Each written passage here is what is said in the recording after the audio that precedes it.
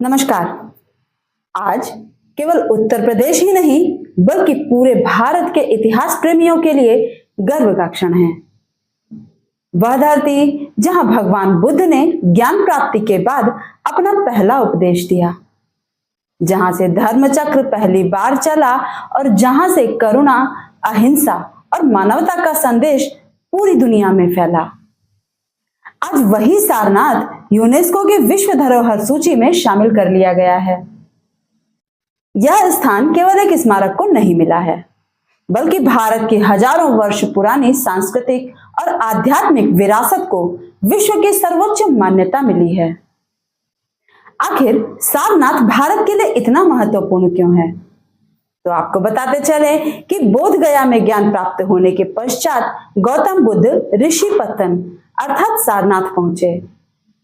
यहीं पर उन्होंने अपना पहला उपदेश दिया, जिसे धर्म चक्र प्रवर्तन कहा गया, और यहीं से स्थापना हुई बौद्ध संघ की।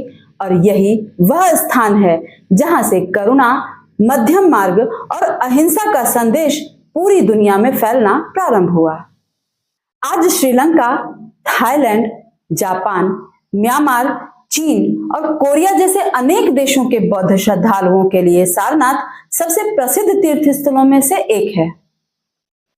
सारनाथ केवल एक धार्मिक स्थल नहीं है, बल्कि भारतीय इतिहास का जीवंत संग्रहालय है, जहां पर खुदाई में मिले भव्य धर्मेक स्तूप, धर्मराज का स्तूप के अवशेष, सम्राट अशोक द्वारा स्थापित प्रसिद्ध अशोक स्तंभ, अनेक प्राचीन विहार और मठ, गुप्तकालीन मंदिरों के अवशेष और साथ ही विश्व प्रसिद्ध सिंह शीर्ष, जिसे भारत ने अपना राष्ट्रीय प्रतीक बनाया है, स्थित है।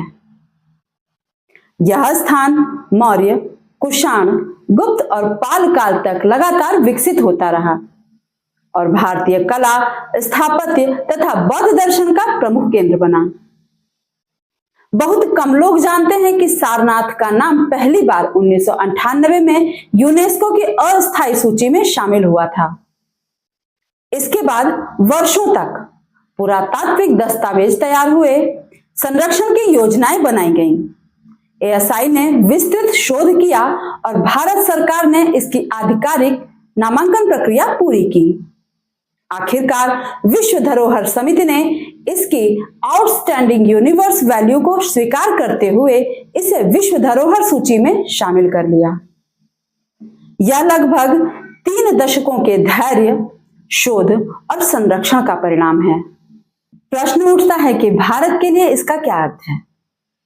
तो जानिए कि इस निर्णय से कई महत्वपूर्ण बदलाव होंगे, जैसे कि पूरी दुनिया में सारनाथ की पहचान और मजबूत होगी, अंतर्राष्ट्रीय पर्यटन में वृद्धि होगी, यहाँ के संरक्षण और ऐतिहासिक शोध को नई गति मिलेगी, स्थानीय लोगों के लिए रोजगार और आर्थिक अवसर बढ़ेंगे और उत्तर प्रदेश की सांस्कृतिक पहचान को वैश्विक स्तर पर नई प्रतिष्ठा मिलेगी। यह सम्मान केवल एक शहर का नहीं है, बल्कि यह सम्मान है भारतीय सभ्यता का, बौद्ध विरासत और हमारी सांस्कृतिक निरंतरता का।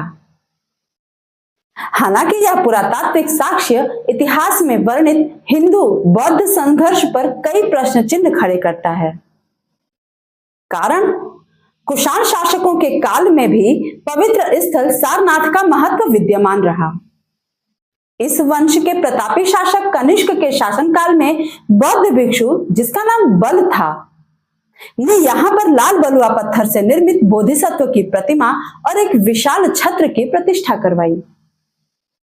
इसी काल में सारनाथ में कुछ विहारों का निर्माण कराया गया और इतना ही नहीं, चक्रवर्ती गुप्त शासकों के काल में भी यह स्थल कला एवं स्थापत्य का एक महत्वपूर्ण केंद्र बना रहा।